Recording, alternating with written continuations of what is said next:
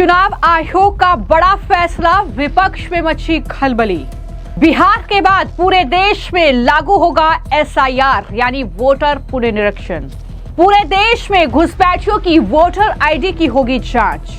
चुनाव आयोग ने बड़ा फैसला लिया है। बिहार के बाद अब पूरे देश में वोटर वेरिफिकेशन होने जा रहा है। ये बड़ी खबर है। चुनाव आयोग के इस फैसले से विपक्ष, खास तौर पर टीएमसी और कांग्रेस पार्टी में खलबली मचने वाली है। चुनाव आयोग ने ऐलान कर दिया है कि बिहार की तरह ही अगले महीने देश भर के सभी राज्यों में जो वोटर लिस्ट है उनका दरअसल विशेष गहन पुनरीक्षण यानी एसआईआर शुरू किया जाएगा। वोटर वेरिफिकेशन होगा। ये प्रक्रिया जो जानकारी सामने आई है अगस्त 2025 से शुरू होगी। यानी बिहार में जो वोटर वेरिफिकेशन की प्रक्रिया चुनाव आयोग ने चुनाव से ठीक पहले शुरू की है, उसको लेकर पहले ही तमाम विपक्षी दल बौखलाए हुए हैं, तमाम विपक्षी दल भड़के हुए हैं। चाहे वो ममता बनर्जी की पार्टी हो, चाहे वो कांग्रेस पार्टी हो, चाहे वो आरजेडी हो, तमाम ये ऐसे राजनीतिक दल हैं जो कि चुनाव आयोग के फैसले के खिलाफ सुप्रीम कोर्ट तक का दरवाजा खटखटा चुके हैं। हालांकि अभी तक सुप्रीम कोर्ट से भी इन्हें कोई राहत नहीं मिली है और सुप्रीम कोर्ट ने चुनाव आयोग को हरी झंडी दे दी थी कि आप ये प्रक्रिया जारी रखिए, इस पर किसी तरह की कोई रोक नहीं लगेगी। बिहार में जो वोटर वेरिफिकेशन की प्रक्रिया है वो चल रही है, लेकिन अब जो खबर सामने आई है कि न सिर्फ बिहार बल्कि पूरे देश में जो वोटर लिस्ट है उसकी जांच चुनाव आयोग करेगा। और जैसा कि मैंने बार बार आपको जानकारी दी है कि मकसद साफ है कि देश में जो घुसपैठिए रह रहे हैं, चाहे वो अवैध बांग्लादेशी घुसपैठिए हो, चाहे वो रोहिंग्या हो, अन्य किसी देश के लोग यहाँ पर रह रहे हो अवैध तरीके से, वो दरअसल फर्जी तरीके से अपना आधार कार्ड बनवाते हैं, वोटर आईडी कार्ड बनवाते हैं और इस लिस्ट में वो शामिल हो जाते हैं। लेकिन चुनाव आयोग की जो प्रक्रिया है, जो एक्शन है, मकसद यही है कि ऐसे अवैध घुसपैठियों को इस लिस्ट से बाहर किया जाए और इसमें एक तरीके से चुनाव में पारदर्शिता, एक साफ सुथरी कहीं ना कहीं एक तरीका जो है वो देखने को मिले। यही चुनाव आयोग की तैयारी है। और अब जो जानकारी सामने आई है कि अगस्त से पूरे देश में चुनाव आयोग वोटर वेरिफिकेशन शुरू कर देगा, जिसकी तैयारियां उसने शुरू कर दी है और सभी राज्यों में अपनी चुनाव मशीनरी को एक्टिव भी चुनाव आयोग ने कर दिया है। जैसा कि मैंने आपको जानकारी दी कि कई विपक्षी दलों ने निर्वाचन आयोग के बिहार की वोटर लिस्ट वेरिफिकेशन के फैसले का विरोध किया था, जहां पर आरजेडी, चाहे वो ममता बनर्जी की पार्टी हो, चाहे वो कांग्रेस पार्टी के नेता हो, वो ये आरोप लगा रहे हैं कि सरकार पात्र नागरिकों को उनके मताधिकार से वंचित कर रही है।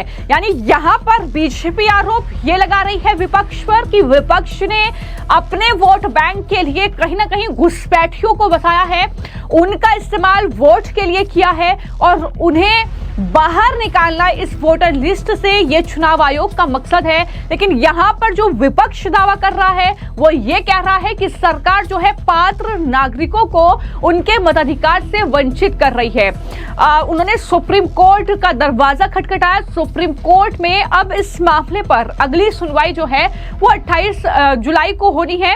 तब तक निर्वाचन आयोग को अपना काम जारी रखने का आदेश सुप्रीम कोर्ट ने दे दिया है। लेकिन जैसे ही चुनाव आयोग का ये फैसला आया कि पूरे देश में वोटर वेरिफिकेशन होगा, यानी कोई भी राज्य इससे अछूता नहीं रहेगा और सबसे ज्यादा मुश्किलें बढ़ेंगी पश्चिम बंगाल की मुख्यमंत्री ममता बनर्जी के लिए, क्योंकि पश्चिम बंगाल में ये बार बार देखने को मिला है।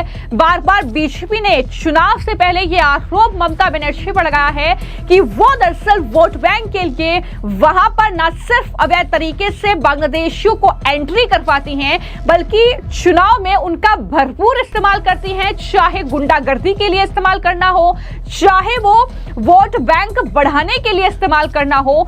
इस तरीके से उनके लिए पूरी व्यवस्था वहां पर की जाती है। और जब चुनाव आयोग ने यह फैसला लिया है तो इस पर जो पश्चिम बंगाल बीजेपी के अध्यक्ष हैं सुकांता मजूमदार, उनका बयान सामने आया है। सुकांता मजूमदार इस मामले को लेकर, चुनाव आयोग के इस फैसले को लेकर क्या बयान दे रहे हैं, जरा सुनिए। पूरी तरीके से वोट बैंक की पॉलिटिक्स ममता बनर्जी कर रही है और ममता बनर्जी का टारगेट यही है, जितने भी रोहिंग्यास, बांग्लादेशी मुस्लिम्स जो पश्चिम बंगाल में घुसे हैं और पश्चिम बंगाल से लेकर दिल्ली, उड़ीसा हर जगह में छा गए हैं और पश्चिम बंगाल की सरहदें जहां से आने के बाद पुलिस पूरी तरीके से कुछ नहीं करती, एकदम इन लोगों को तृणमूल कांग्रेस की हेल्प मिलती है और इन सबको नागरिकता यानी वोटर कार्ड, आधार कार्ड बनाने, पासपोर्ट सब बनाने में हेल्प किया जाता है। और एक रैकेट चल रहा है और तृणमूल कांग्रेस की एक्टिव पार्टिसिपेशन से रैकेट चल रहा है कि डेमोग्राफी में चेंज लाओ,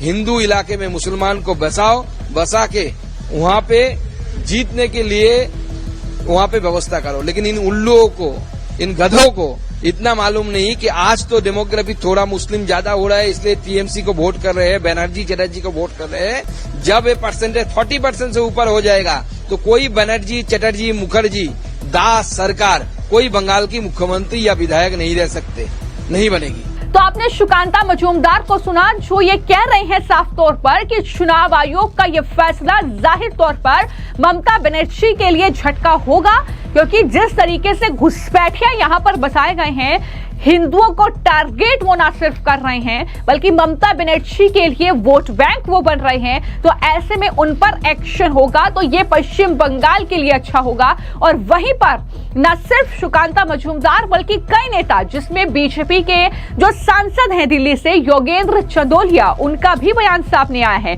और राजधानी दिल्ली भी इन घुसपैठियों से त्रस्त है। वो तस्वीरें हमने आपको बार बार दिखाई हैं जब बड़ी संख्या में इन घुसपैठियों को पकड़ा गया है और इनके देश वापस भेजा गया है। योगेंद्र चंदोलिया ने इस पूरे मामले को लेकर चुनाव आयोग के इस फैसले पर क्या कहा है, वो भी सुनिए। उसे बिहार में चुनाव आयोग ने काम शुरू किया है, अभी और भी राज्यों में काम करेगा। चुनाव आयोग एक इंडिपेंडेंट बॉडी है और उसको अधिकार है।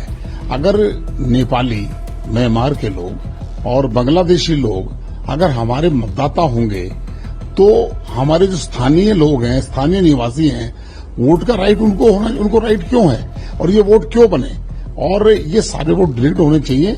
और केवल वोट डिलीट नहीं होने चाहिए, इन लोगों को भी जहां जहां के ये नागरिक हैं वहां तक पहुंचाने का काम करना चाहिए सरकार को। तो जैसे ही चुनाव आयोग ने ये फैसला लिया, ये ऐलान कर दिया कि पूरे देश में वोटर पुनरीक्षण होगा, यानी वोटर वेरिफिकेशन होगा, तो इसके तुरंत बाद कई राज्यों के मुख्य निर्वाचन अधिकारियों ने अपने अपने राज्यों में पहले किए गए एसआईआर के बाद प्रकाशित मतदाता सूची को जारी करना शुरू कर दिया है, जिसमें दिल्ली के मुख्य निर्वाचन अधिकारी ने ये सूची जारी की है। 2008 में वहां पर आखिरी बार वोटर वेरिफिकेशन हुआ था और उसे उन्होंने वेबसाइट पर अब उपलब्ध करा दिया है। उत्तराखंड में भी दरअसल 2006 में लास्ट टाइम जो है वोटर वेरिफिकेशन हुआ था और वो सूची भी अब राज्य के निर्वाचन अधिकारी की वेबसाइट पर उपलब्ध है।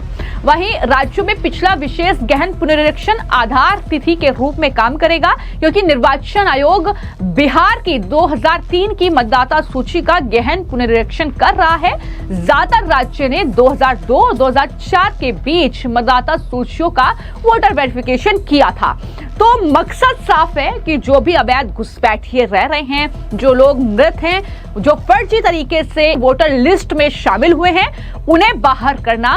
और यही सबसे ज्यादा परेशानी का सबब बन रहा है देश के कुछ राजनीतिक दलों के लिए, जो कहीं ना कहीं इन घुसपैठियों का इस्तेमाल अपने वोट बैंक और चुनाव जीतने के लिए करते रहे हैं। लेकिन देखना होगा कि आने वाले वक्त में क्या कुछ इस पर सुप्रीम कोर्ट का फैसला रहता है, और जब पूरे देश में चुनाव आयोग ने यह ऐलान किया है तो किस तरीके का रिएक्शन जो है वो विपक्ष की तरफ से सामने आएगा। फिलहाल आपकी इस पूरे मामले को लेकर क्या राय है, हमें कमेंट बॉक्स में जरूर लिखें। धन्यवाद।